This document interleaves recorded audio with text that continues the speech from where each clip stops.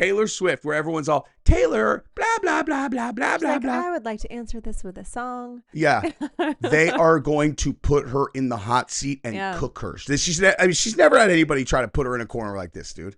It's going to be nuts. Over a friendship with those two numbnuts. Who listened to their PR agent, who subsequently destroyed their lives. Now, as we do at the beginning of our videos, we kind of just talk a little bit, but it's important, if you're even moderately interested in this Justin Baldoni and Ryan Reynolds, Blake Lively drama, that you stick with this one, because the actual origin of how this started is explained later in the video, and it is like chef's kiss, okay? The whole thing was a total misunderstanding, and the worst people in the world burned themselves to the ground as a result of it. So buckle up and enjoy this episode. All right. Play with Matches is back. Hi. So, gosh, banger of a video today, you guys, because we have super drama between Blake Lively, Taylor Swift, Ryan Reynolds, and Travis Kelce. Because these guys are definitely not 17 years old pretending to be important adult celebrities. They're acting younger than that.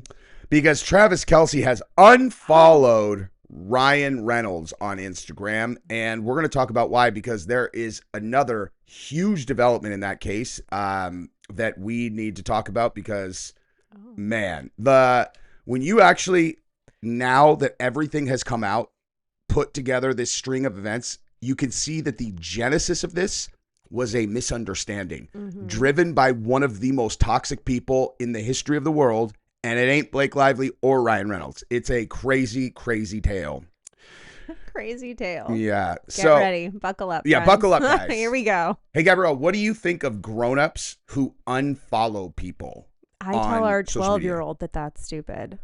It is it's the so dumb. lamest thing so dumb of all time. Literally, like, the idea of me being like, we are not friends anymore. Unfollow. A dude doing that to another dude. I mean, a dude that would wear that shirt.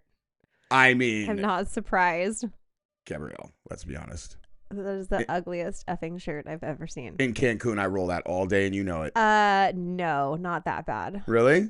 No. Yeah, well, I certainly don't wear it with those glasses that say somebody. What are those frames? Yeah, I have an idea. Let's just see if it feels better if a boy does it, Taylor. Just you watch. Goodness gracious. Anyway, but yeah, the whole unfollow thing is embarrassing. It really, really is. All you're doing again is saying, I care about you. Exactly. But it's so stupid. Like, it is so... we're not friends. Like, I know. It's Ryan Reynolds, dude. You don't need to break up with people publicly. He's a guy. And the conflict is between your girl and his girl. Like, really? You're all, I'm not friends with him anymore. It's like, yeah, you're probably not going to talk anymore if you guys talked before. You know, it's not like your relationship was super deep anyway. Were you friends with Ryan Reynolds before you started dating Taylor Swift? Probably not. You know what I mean? So you guys met, you hung out for a year here and there. And then now it's like, you know what? This whole fiasco with Blake Lively is a really serious problem for my girl. And so Ryan Reynolds, I am not going to look at your pictures anymore. It's like, follow. Get out of here, dude.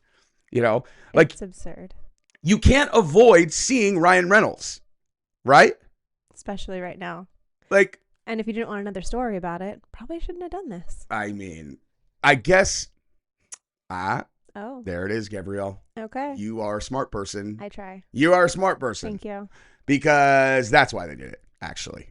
For this story. Exactly. For these videos. That's exactly. You're welcome, Travis. You're right, dude. That's exactly why they did it. Here we are, because falling for they it. are trying to be like, we have no affiliation with these people anymore. You're right, actually. Now, I will say still, though, that lots of people do the unfollow thing. For sure.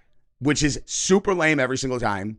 And I might be giving them too much credit here that it's a PR stunt, right? Well, if it was a PR stunt, it probably wasn't their idea.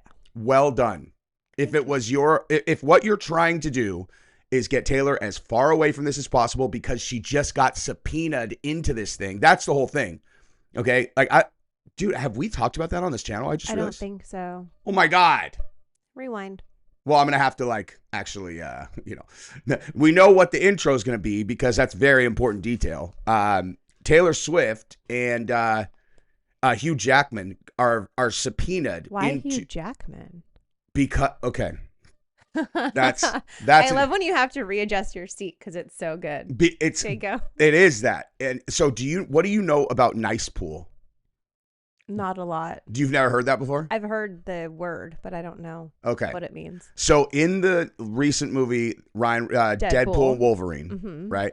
They put in a character called Nice Pool, who is like this version of Deadpool who has a long ponytail, and he is like pretending he's like this like male feminist, total pussy. Okay. That is 100%. Ryan Reynolds wrote him into the movie to make fun of Justin Baldoni specifically. Absolutely, for sure. They've basically like proven it. So my guess is Hugh Jackman is being subpoenaed so that he can verify if anything was said, if they've said anything about exactly. Yeah. Wow. Exactly. Okay. And so yeah, because what they're doing essentially is the story of this lawsuit is one of like, Blake Lively and Ryan Reynolds made a victim out of Justin Baldoni, and they were trying to steal this movie from him. And all along, they had some kind of conflict, but it was just them bullying him and bullying him and bullying him and bullying him. And Justin Baldoni never did anything to deserve any of this, right? Okay. So I think that they had some kind of conflict over the movie that was stemming from one thing in particular, because this is my theory anyway, was their conversations that are in writing, and we've talked about this before. Justin Baldoni was surgical with what he put into writing. He never wrote anything that he didn't want to be read in court at a future date. Which is what we should all be doing anyways. Everyone should always do that. Absolutely. And I do know for sure that, Blake, the thing that they were going back and forth about was Blake had, supposedly written a scene, and she wanted this scene in, and she had been making all these demands about the movie. Like, she wanted to exert creative control. She talked about that previously in interviews, whatever. And she wanted to basically change the entire tone of the movie to more of like a, hi, it's a blah, blah movie. And you saw it. I didn't watch it. And you said like, the tone doesn't make any sense. It's like weird. So they made 2 cuts of the movie. His and hers. They showed it to test audiences. The test audiences exclusively chose Justin's, and then they went with hers anyway. Oh, so I thought that they went with his. No, they went with hers. I didn't know that. So my guess is this was Justin's movie, right? He hired her as an actress. So if that is going on, I think it is obvious that there had to be some behind the scenes, like heavy conflict. Like, for sure. You can be nice to a point, but when someone is trying to absolutely just hijack your vision for something that you've been working on personally, that you hired them for, like, you're going to be mad and upset. You know what I mean? So I think that's kind of like the actual source of the conflict. And then, Ryan makes Nice Pool and all that. But where this spun completely out of control was when people started, writing negative things about Blake Lively, because they were like, dude, like, she's a bitch, man. And they started pulling up what other people had said about her. The word that they use actually started with a C. Yeah, some people had said that. Yeah. Candace Owens, who used to work for, I think maybe Elle magazine, I don't know, one of those magazines, said that her boss had said that Blake Lively was the cruelest person that she had ever worked with. You can see that, and the Anna Kendrick stuff where like the blooper reel, for A Simple Plan. Simple Favor. It's crazy. Like, they have Blake and Anna Kendrick on the thumbnail. So you think that it's like, that's why I watched it. I was like, oh, let's see what she's like behind the scenes. Yeah.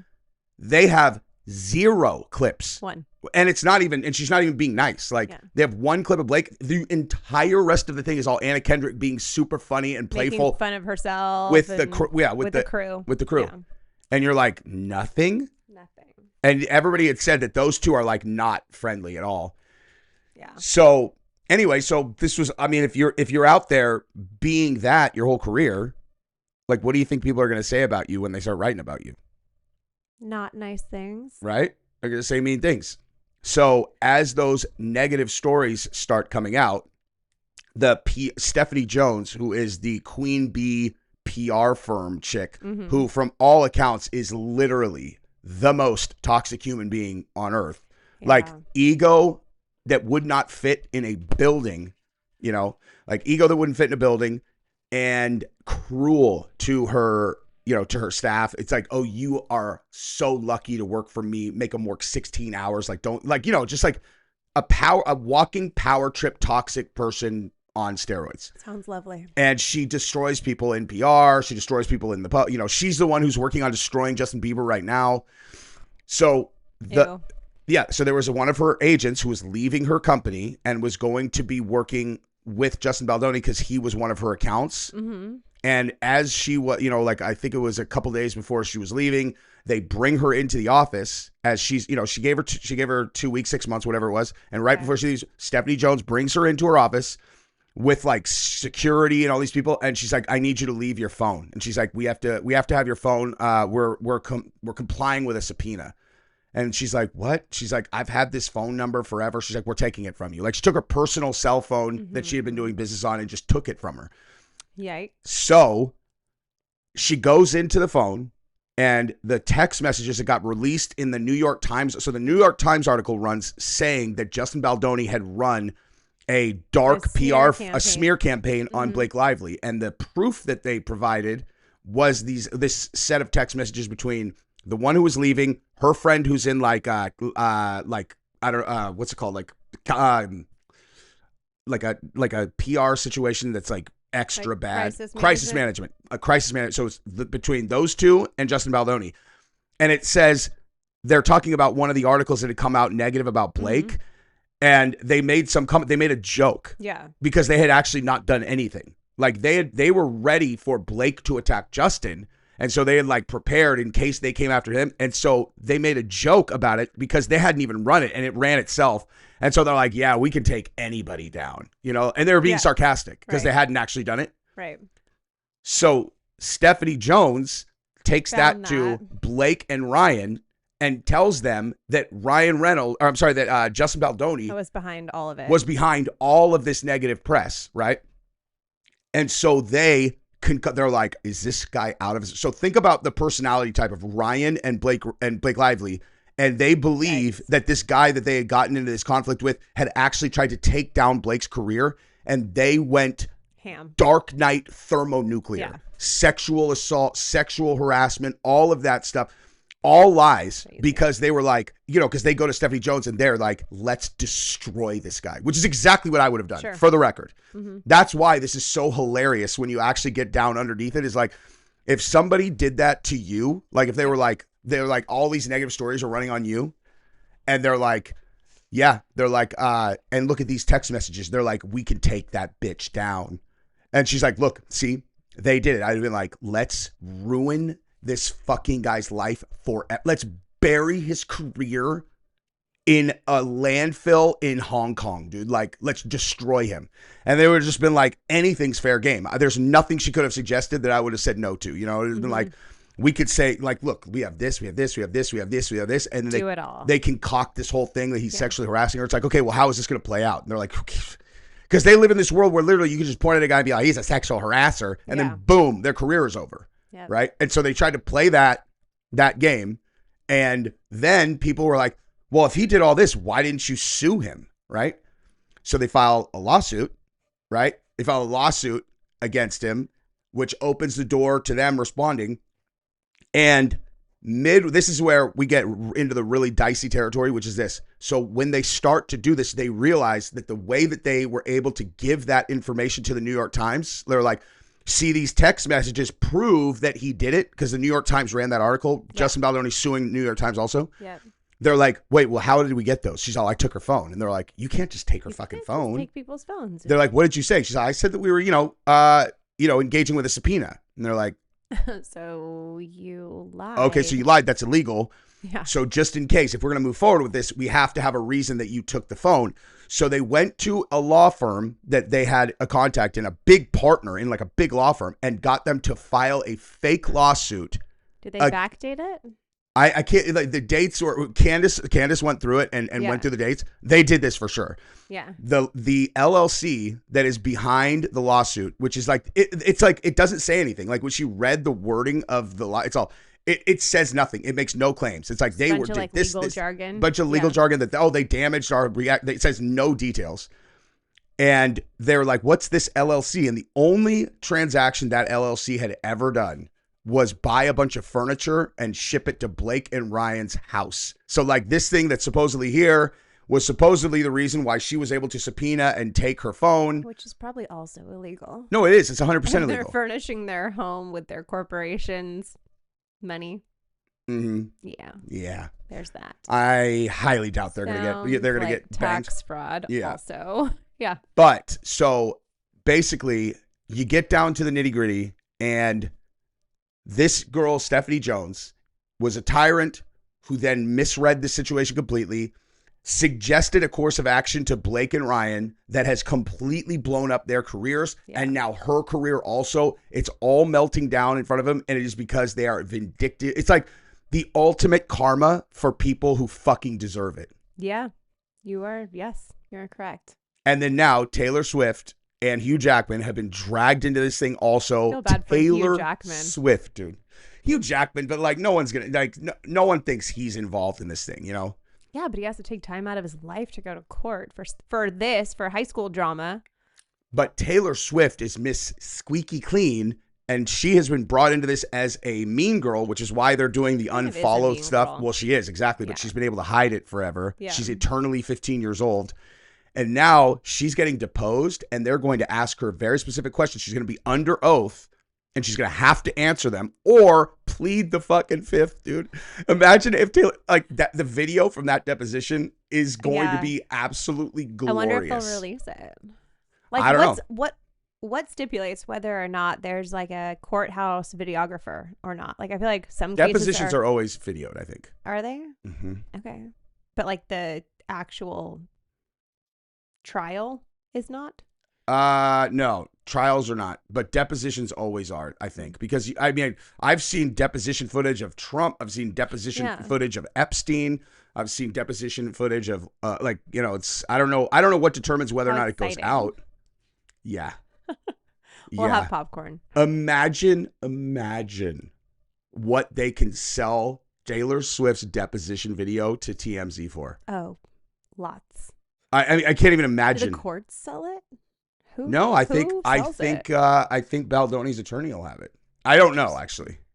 That's an excellent question. Anybody in the comments, do you guys know that? Does like who gets benefits from the sale of deposition tapes? Or whose is it? Like who owns it? Is it because it's Baldoni's legal team? Property? It's Baldoni's legal team who has called it and they've approved it. So like they're getting subpoenaed. It's a court subpoena on behalf of Justin Baldoni's legal team.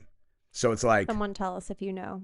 Dude, go tap your legal friends. And Taylor Swift is going to be sitting there. Like, deposition videos are literally just a video on the person being deposed. Okay, while they'll have an attorney present who they can kind of like, you know, whatever defer to. Yeah, it's just them on video. So it's gonna be Taylor Swift, where everyone's all Taylor, blah blah blah blah blah blah blah. I would like to answer this with a song. Yeah, they are going to put her in the hot seat and cook her. She's never had anybody try to put her in a corner like this, dude.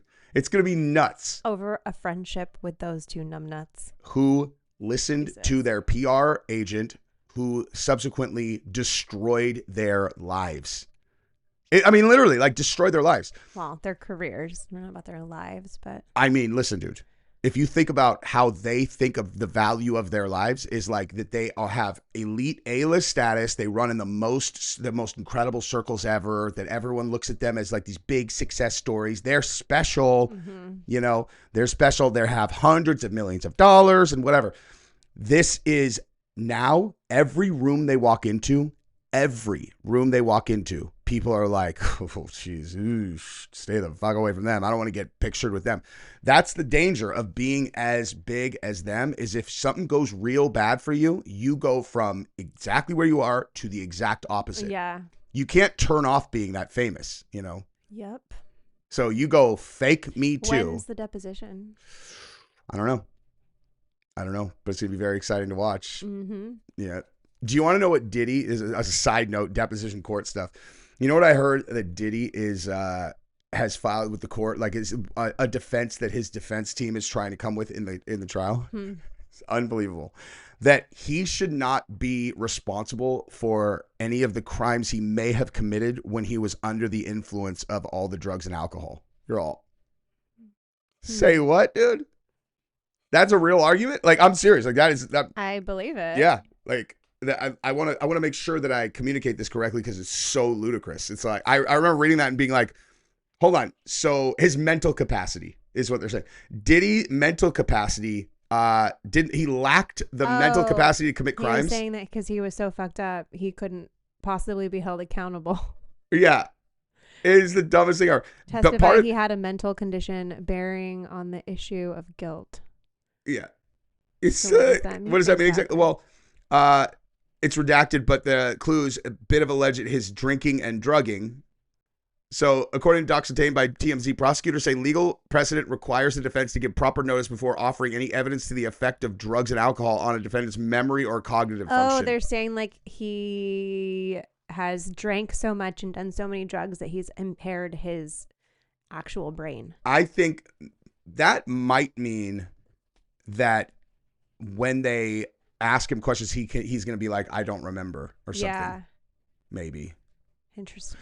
It's crazy, dude. I did a live stream about what's her name, Cassie, and all I was saying was like, on the one thing, I'm like, if a charge of trafficking his girlfriend when she voluntarily participated in these like freak offs with other men that he watched, like I don't agree with that charge. That's you dumb. can't voluntarily traffic someone.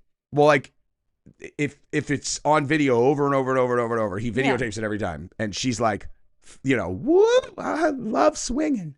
You know, you're like, he's not.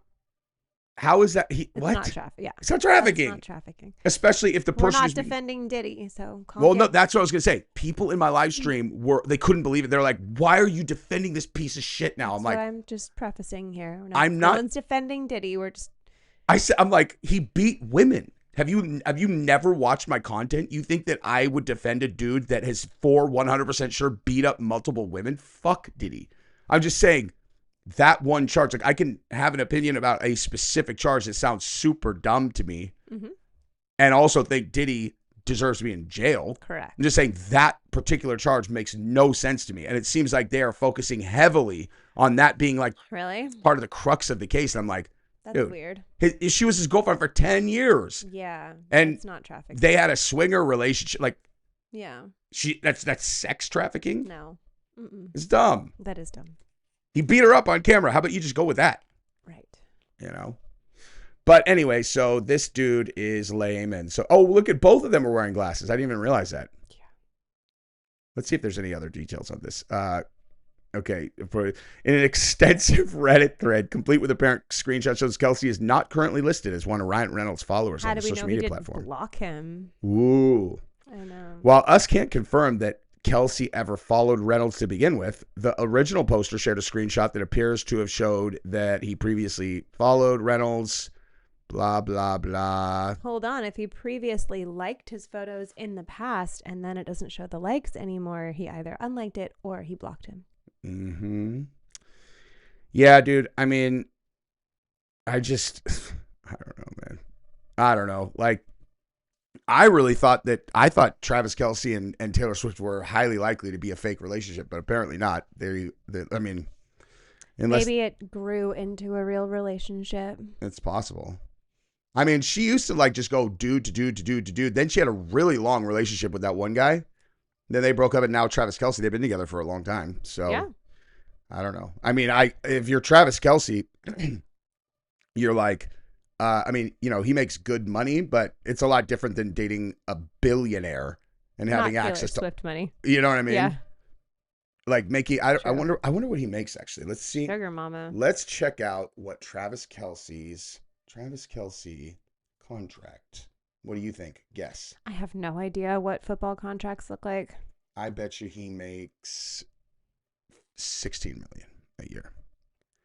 2-year That deal, was pretty 34.25. What's up, dude? That was pretty close. 17 a million. 17 million guaranteed.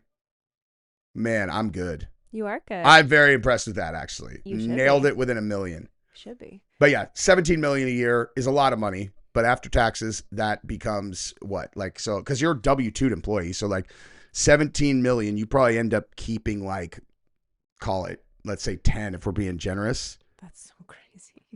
What? Could you imagine having to pay that much in taxes? I mean, I think we're in for a rude awakening. We're in for shortly. a rude awakening. Yeah. Not that rude, but. Yeah. I mean, but rude. Yeah, that's the thing. It's like, but at least in our line of work, we have a lot of legitimate write-offs. It's true. It's not W-2'd. Yes, that's what I'm saying. Yeah. There's no control there. Yeah. So like, yeah, 34 million over 2 years, 17. So I mean, you know, if you're smart with your money, you could be a rich person forever, but not wealth. Like, well, I mean, but he's been playing forever, so he probably has a lot more than that. But like, oh, and I just forgot. Him and his brother signed a $100 million podcast contract. What the fuck am I talking about? So he's got a lot of dough. I take that back. He's got a lot. I mean, that was already a lot of dough. But still, I'm just saying lifestyle-wise, what Taylor Swift has, she has like, you know, 34-room mansions in like all these different places, and you fly private everywhere. Like, it's crazy. Like, it's like a crazy life. Yeah. I don't know if it's like, I don't know. You probably get used to it, honestly. Do you think? Yes. You get used to anything, huh? Mm-hmm. And then you're like, well, what if we could have like another? She takes her cats everywhere too, which I actually think is cute. Of course that's cute. You know? So I actually heard Howard Stern ask Mark Cuban what the coolest thing about being a billionaire is. And having clothes in every location. I've told you that before. Uh-huh.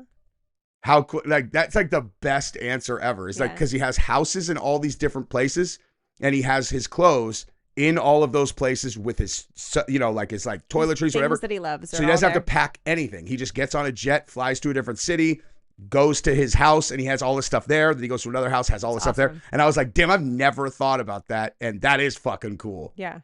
You fly without any luggage at all. Mm-hmm. That's cool. Like, I'm stressing out about packing right now. You should be. Freaking hate it. It's the worst. It's not the worst, but it's like not fun. It's not fun. And we are like, I feel like, I don't know about you. We're going to have to record some content ahead of the game because I'm going to be gone Thursday, Friday, Saturday, and Sunday. That's true. We'll do some extra work tomorrow and Wednesday.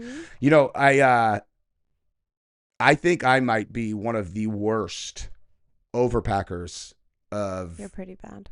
I can't help it. And every time I try, I'm like, okay, so I have this, but like, what if someone else? What if? What if, you know, and then I might want to wear this. The thing is, though, if you don't pack it, you need it. That's the problem every single time. Mm-hmm. So, yeah, whatever. It's fine. You plan your outfits, though, and then you kind of stick to it. Kind where I like to have lots of options. When we went to Cancun, we were there for 7 nights. I came home with, I think, 6 unworn outfits. That's not normal, dude. Oh, no, I did the same thing. I always bring like extra dresses and stuff. 6? Probably. But my dresses don't take up as much space as your outfit. Well, mine were zipped up this time because I had all those ones that had just come, like, and they were like pressed. So that worked out nice. Well, we should book another trip soon. We should. All right, guys. We love you. Don't unfollow people. That's super lame. I mean, you can unfollow people, but don't, you know, I don't like you. Just don't be lame. Just don't be lame, dude. Okay. Love you guys. Bye-bye.